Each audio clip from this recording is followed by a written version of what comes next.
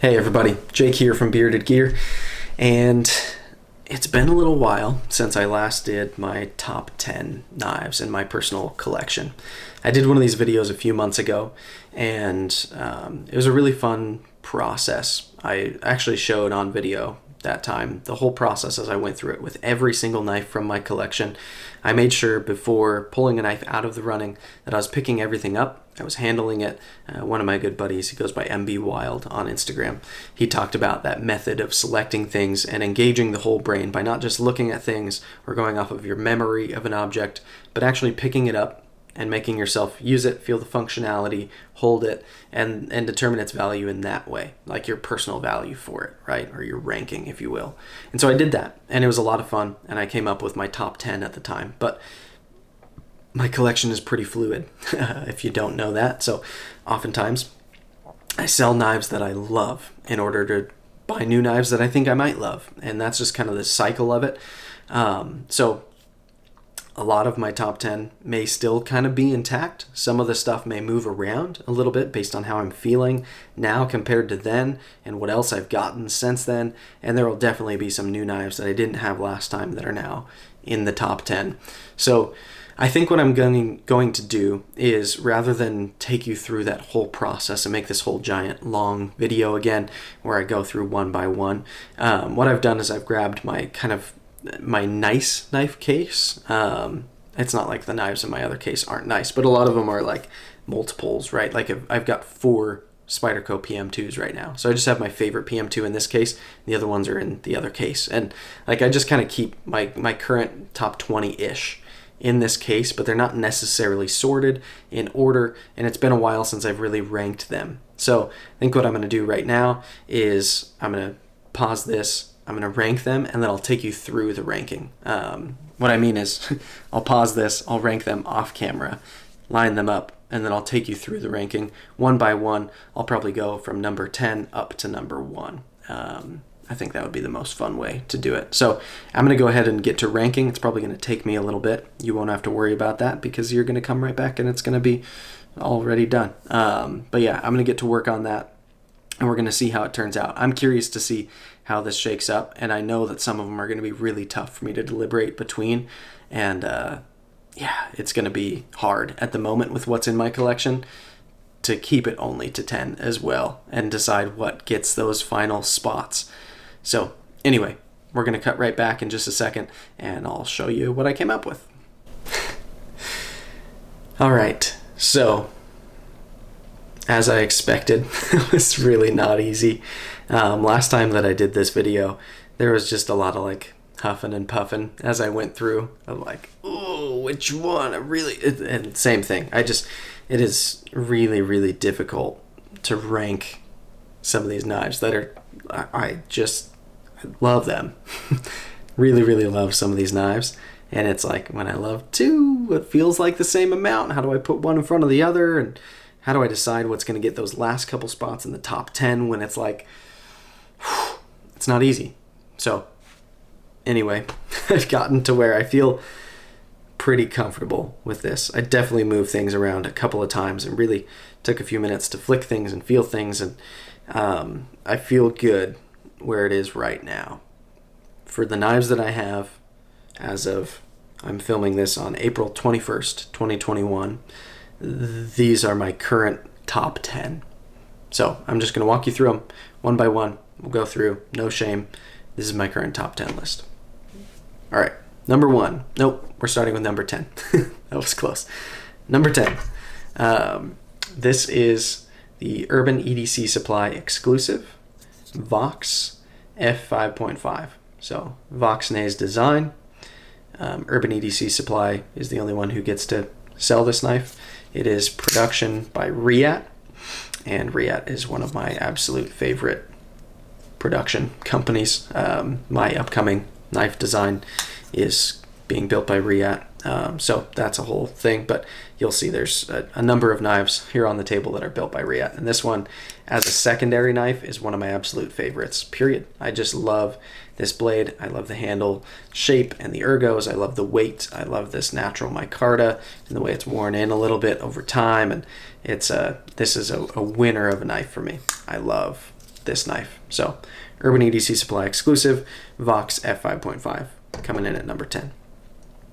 Number 9, also built by Riat. This is an Enrique Pena X series version of the swayback, and this is the swayback large. This is the only knife so far in his like series of these kind of traditional pattern knives that he's given the large treatment to, but I like this a lot. I also have the Apache, and this one I just have to give the edge over the Apache because the size feels so good and so capable to me.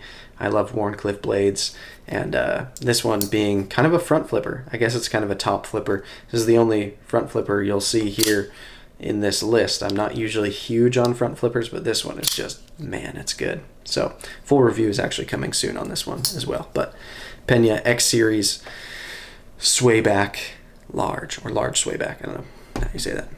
All right, next one. This is going to be maybe kind of surprising to some people.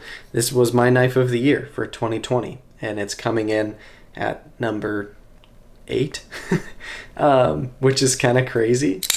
I feel like I've just kind of taken my collection up a notch, maybe. And I think this knife deserved the win. It's not like it's fallen behind in any way. Every time I carry the ProTech Malibu, I absolutely love it. I adore this knife. It is one of my favorites for sure. Technically, I guess right now I'm calling it my 8th favorite, which is painful to do, but this knife is so good. Button lock, manual flipper from ProTech with an absolutely insane action. This one's the all blacked out version, which just makes me even extra excited about it. So ProTech Malibu is number 8. Number 7 is another new knife that I haven't done my full review on quite yet, but it'll make sense. This is the Quiet Carry Drift. The Quiet Carry Waypoint has been one of my favorite knives in my collection for a long time, and I like this better. Sorry, I did that weird because I'm holding it up. Goodness. I love this knife already. This satin is gorgeous. The knurled titanium handle, the frame lock feels excellent. The deep carry pocket clip going all the way to the butt end there. It's in Vanex Super Clean, which is just exciting and awesome. And this knife carries so slim, so light. It's completely waterproof. Like it's a really cool, very exciting knife. And oh man, I'm just gonna middle finger flick it because holding it up like this and thumb flicking it isn't working for some reason. Anyway, Quiet Carry Drift, number 7, and I think it's worthy of that. Number 6, also maybe a little surprising because I think in my last top 10, this was number 2, if I'm not mistaken. I think it was. Maybe it was number 3, but it was up there, and it got bumped to number 6. This is my Demco AD20 in 3V. This features the shark lock, which I love. This knife is a tank. It is a bruiser. It is the most hardcore knife that I own for sure, and I think that's part of why I love it. It just feels so ridiculously brawny. I love this knife so much. It's not the most practical EDC because it is so big and thick and kind of heavy and just chunky, and that's also why I love it, but that's also why it's number 6. So Demco AD20. Next, number 5. This was so close for number 4. It's one of the more difficult ones to position here, but this is the Brian Brown Knives Jaeger M. This is the Riat built production version of the Brian Brown Jaeger. This one is the non-flipper version, no flipper tab, so it's hole only for deployment. This one has the micarta inlays, and I've added the Timascus clip on there that I de-anodized. This knife is so good. I love it. This knife is, it's hard to not even just like call this my favorite knife with all of these knives. It's so good. So I don't know. I should stop trying to explain it. I'm just gonna stick to my guns. I put this at number 5. I'm gonna leave it there. But man, is the Jaeger good. I love it so much. So Jaeger. Number 4. This one's new. Also haven't seen a full review on this yet. That's coming soon. Some of these knives, I feel like it may seem like because they're new, they're ranked higher. Sure, maybe subliminally that's getting to me a little bit, but I'm really trying to like be intense about this process, and so I think this really should go here. This is my Koenig Mini Goblin, and the Mini Goblin is absolutely phenomenal. I've been carrying this as a secondary, and it's just so nice. I love Wharncliffes. I love this hollow grind. I love Koenig knives. This is just, I love the Mini Goblin so much. So number 4 for the Mini G. Number 3, probably not super surprising, the Rotten Designs CKF Evolution 2.0. This knife is bananas. It is so good. I adore this knife. It's really, really exceptionally well built. Has a phenomenal blade and grind. Looks really cool, carries really well. The action is ridiculous. It makes cool sounds. It feels nice. The ergos are good. Like, this is just a winner of a knife. And I've done quite a few videos on this at this point, but I love the Evo 2.0. Number 9 might be the most surprising one on the list number 2. I'm going this way. Number 2 might be most surprising what's number 2 and what's number 1, and that they're not flipped.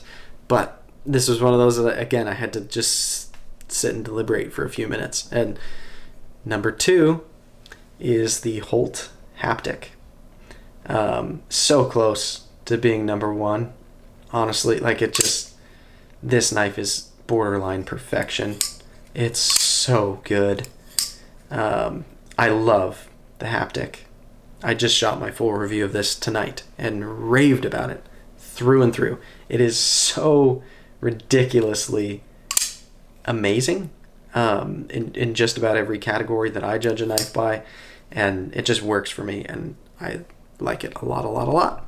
But number 1 went to the Arius. Again, this was number 1 last time. It has not been dethroned. I love the Koenig Arius more than any other knife in my collection.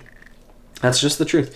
This is my favorite knife still, which is impressive that the Haptic is here, the Evo 2.0 is here, the Mini Goblin, also made by Koenig, is here, all of these knives, every single one, the Brown, the Demko, the Quiet Carry, every knife on this list is so good in my opinion, and obviously I'd recommend them. They're in my top 10 knives in my own collection, and the fact that I've hung on to them and not let go of them also says something. Like, these are my favorite knives right now, and this is the king amongst them. I adore the Arius, and I find that almost everybody, without fail, other than Kevin because he's lefty, just about everybody who I've recommended this knife to or loaned this knife to who has tried it has also loved the Arius. It is so good, so capable, carries so well. The ergos are incredible for my hands. It's just, this is kind of the knife for me, I have found over time, and I love it. So, no shame. The Arius is the winner again. But yeah, I feel like this is a pretty bananas top 10. Recap. Vox f5.5. Pena large swayback. Protec Malibu. Quiet Carry Drift. Demko 8020. Brian Brown Jaeger M. Koenig Mini Goblin. CKF Rotten Design Evo 2.0. Holt Haptic. Koenig Arius. Like, this lineup is really good. And something that my friend Jason, who's been on my podcast, is one of the creators of the Millie Club, something that I've heard him say a couple of times about his collection is he's used the term, it's an embarrassment of riches. And I think I've said that term here on the channel before, but looking at these top 10 knives in my collection right now, to me it feels kind of like an embarrassment of riches. Like, am I stopping? No. Am I actually embarrassed? No. Flex. Cool. This is great. But like, this is kind of crazy. And the fact that I had to whittle it down to this top 10, and there are a ton of fantastic knives in my collection, quite a few others that genuinely I love, and like the fact that this isn't even it for my collection, that I have these 10 and that's just the top, it's not all, like, kind of crazy. So I'm struck at the moment by how lucky I feel that these are my top 10 knives, and that these are mine, that I own these, and that I get to carry them and use them, and they're crazy. And some of these are absolute grails, and other ones are just absolute like gems in their segment or for whatever they are, and they're so good. So anyway, this is my top 10. Koenig, NumberOne, Arius, I should say. Holt, Haptic, NumberTwo. CKF, Evo, 2.0, NumberThree. Koenig Mini Goblin is NumberFour. Brian Brown Jaeger M is NumberFive. Demko 8020 is NumberSix. Quiet Carry Drift is NumberSeven. Protec Malibu is NumberEight. Enrique Pena X Series Large Swayback is NumberNine. That's a mouthful. And the Vox F5.5 Urban EDC Supply Exclusive is NumberTen. We're calling it good there, guys. That's it for now. So, as of April 21st, 2021, at 10:42 a.m. Pacific Standard Time, this is my top 10. I'm sure it will change as time goes on, and some of these may not stay forever. Maybe they'll be replaced by things better or by worse. I don't know, but that's the nature of it around here. Some of these probably will stay forever, or at least a very long time. Anyway, thanks for checking it out with me, guys. Hopefully you enjoyed going through these with me and don't think I'm too much of a douche for flexing this much. Anyway, this has been fun, so I'll see you guys on the next one.